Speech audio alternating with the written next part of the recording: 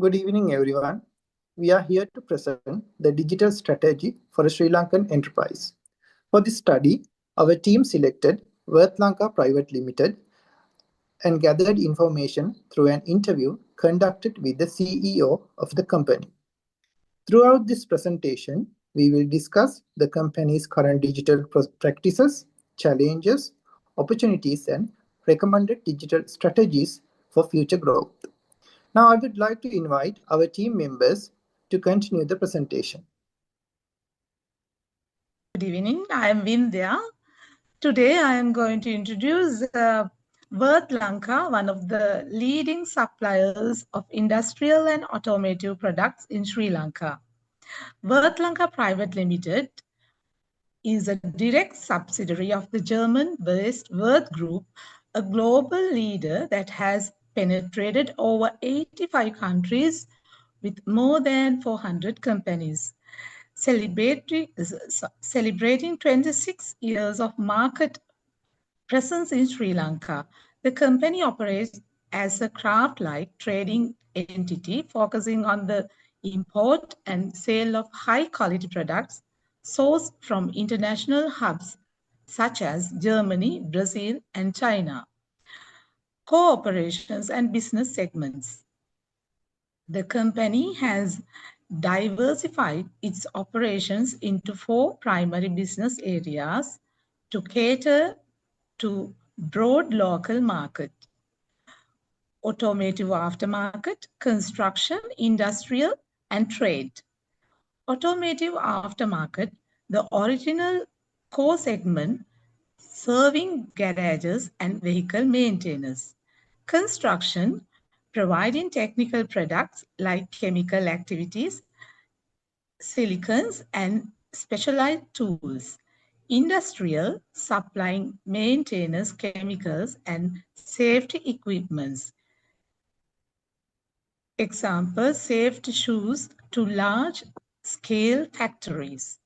Trade, operating in a manner similar to fast-moving consumer goods by selling regular use tools and supplies to hardware markets and individual customers. Thank you, India. I am going with the project aim to analyze Sri Lanka's macro environment in the trading and distribution industry, to assess the digital maturity of Worth Lanka Private Limited and identify gaps, to identify key stakeholders and their readiness for digital transformation, to propose a scalable technology system for business needs, to develop a change management plan for digital adoption, to recommend cybersecurity measures to protect data and systems. Hi, I am Dilshan. I will explain how to affect political, economical, social, and technical impact of the Worth Lanka automotive lubricants business.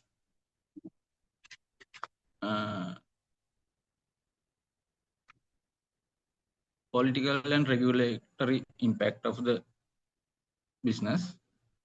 In 2022, fuel crisis is noted as a baseline for the operational risks. It serves as a reminder that logistic mobility in Sri Lanka is highly dependent in the national energy security. 2025 is the turning point of the lifting the vehicle import ban in Sri Lanka. 2025 is the most significant positive catalyst, directly realizing the after market spare parts, lubricants, and maintenance. Current friction describe the lifting of ban 2026 court system remain place. This suggests the government is still managing foreign exchange outflows by limited volumes, which creates bottom line of the sales and logistic plan. Economic resilience The economical selection paints picture of the business model posed to defense financial strategies due to heavily import resilience. Currently, exposure with 100% resilience in import, the business is highly vulnerable to the euro LKR exchange rate. The depreciation of the rupee immediately inflate product cost. Strategic buffering to counter sudden currency drops. The report suggests maintaining large inventory stock while the ties up capital enacts the cushion, allowing the company to sell existing stock and all prices while competitors might be forced in high price immediately. Social and technical impact. The final selection identifies a demographic and behavior shift in the Sri Lankan market. There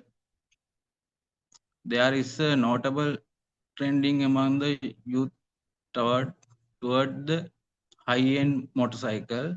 The shift and demand from utility product and aspirational product, especially premium lubricant and aesthetic chemical, digital transformation. The report advocates for the pivot and traditional media uh, to social platform. In the current Sri Lankan context, digital market is the cities as having a immense impact on reach, likely due to high mobility penetration and the cost effectiveness of target digital ads and compared to traditional outlet. Yeah, thank you, Dishan. Let's move into the stakeholder analysis. When we look at closely at both Lanka's ecosystem, we can identify two distinct as a customer and the employer. Let's look at the customer base. Organization is a massive market leader in the garage and hardware sector, actively managing 10,000 users. To put the perspective how much they value this group, leadership mentioned that they have signed their office declaring the customer base is their serving, because the profile of these customers leans heavily toward local garage operation and small scale hardware owners.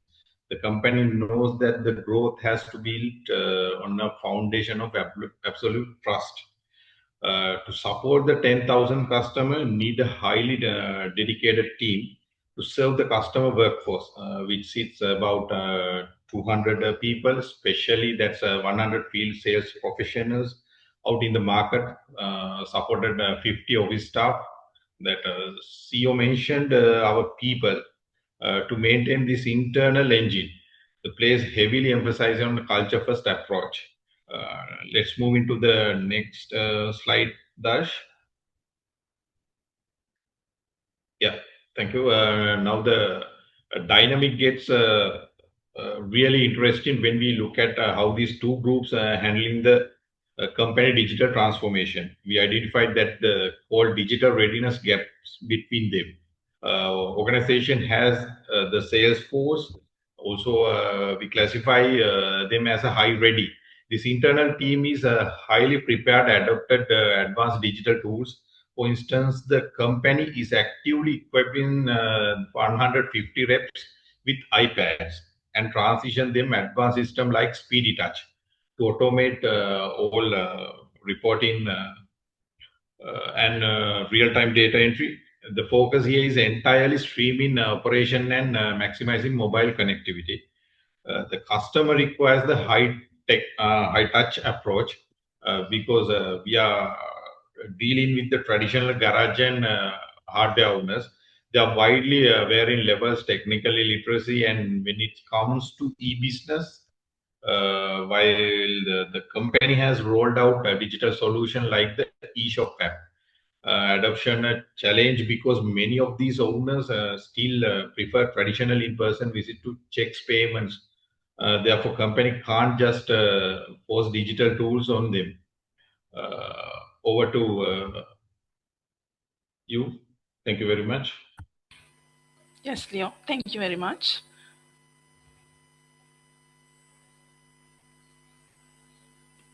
My role is to perform about digital maturity of Sri Lanka. If I explain about the digital maturity, it's about how they use the latest digital technology within the organization. It means how much they develop their technology towards this century. In there, they have introduced tech and infrastructure and customer and sales engagement, as well as financial and operational digitalization and marketing maturity. And also, they says they have an AI innovation gap because they didn't introduce yet any AI innovations because they have another equipment to run this. Okay, let's move to the target level of digital maturity goal. In future, as Mr. CEO says, they will integrate with advanced app system called SAP HANA 4 and will introduce advanced version of sales app like Speedy Touch by iPads and also definitely AI and innovation and will build up a digital culture within the organization. Thank you very much. I'm Sandan Veerasinghe. I will be presenting the technology infrastructure recommendation for Sri Lanka Private Limited based on the interview conducted with the CEO. So during the interview, several operational challenges and digital transformation opportunities were identified. So based on these findings, we developed a set of digital infrastructure recommendation that can help the company to improve efficiency, scalability, customer experience, and of course, long-term competitiveness. First, we recommend upgrading toward a fully integrated digital infrastructure. For that, the company can implement SAP integrated fully workflow automation systems, electronic proof of delivery systems, digital approval workflow. The second recommendation focuses on developing a smart logistic and delivery tracking system. In this regard, the company can introduce GPS-enabled fleet management systems, real-time delivery tracking platforms, and routine optimization software. The third recommendation is to expand cloud computing infrastructure. As the company grows, managing physical infrastructure becomes increasingly expensive and difficult. Therefore, this step is crucial. The next recommendation is strengthening cybersecurity infrastructure. Since the company is becoming more digitally connected and device dependent, cybersecurity risk will continue to increase. So to address this issue, Sri Lanka should implement multi-factor authentication, endpoint security systems, AI-based threat detection system, and of course, advanced firewall and intrusion detection systems. And the company can improve digital payment infrastructure as well. For that, they can implement QR code payment systems, mobile banking integration, and online customer payment portals. The sixth recommendation is to introducing AI and data analytics capabilities. And finally, they can enhance employee digital readiness by implementing continuous digital literacy programs, device handling workshop, and e-learning platforms. This will help employees adapt more quickly to new system and maximize the value of technology investment. Successful digital transformation depends not only on technology but also on employees' capability and organizational culture. Therefore, in this regard, we have developed five-phase approach that can help Perth Lanka successfully manage employee adoption during digital transformation journey. The process starts with awareness, where leadership communicate the importance of digital transformation to its employee. The next is engagement. So employee can build the trust with new technology by interacting with it. The third phase is training. Everyone can gain practical knowledge by participating workshops and hands-on learning. The next come adoption, where employee actively use the digital tools. Finally, evaluation phase comes. So overall, this roadmap help to ensure the employee uh, total adaptation to the digital transformation while reducing resistance to change. Thank you. Now I will explain some potential risks of digitalization. The first risk is network vulnerabilities. When organizations depend heavily on digital systems and internet connections, hackers may exploit weak networks and gain unauthorized access to company data. The second risk is hardware manipulation. Digital systems rely on physical devices such as servers, computers, and other devices. If these devices are damaged, tampered with, or improperly maintained, it can affect the entire system and business operations. The next risk is social engineering. This happens when cybercriminals manipulate employees into sharing sensitive information such as passwords or confidential company data through phishing emails or fake messages. Finally, there is the issue of data integrity. Organizations must ensure that their data remains accurate, complete, and secure. If data is uh, altered, corrupted, or lost, it can lead to poor decision making and financial reputational damage. Now, I will explain some important cybersecurity strategies organizations can use. The first one is zero trust model. This approach means that no user or device is automatically trusted, even inside the organization's network.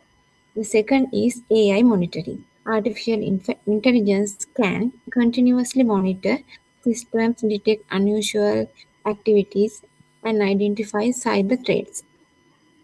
The next one is audit trigger.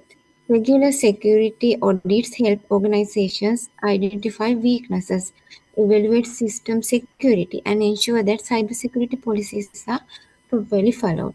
Finally, there is cyber literacy.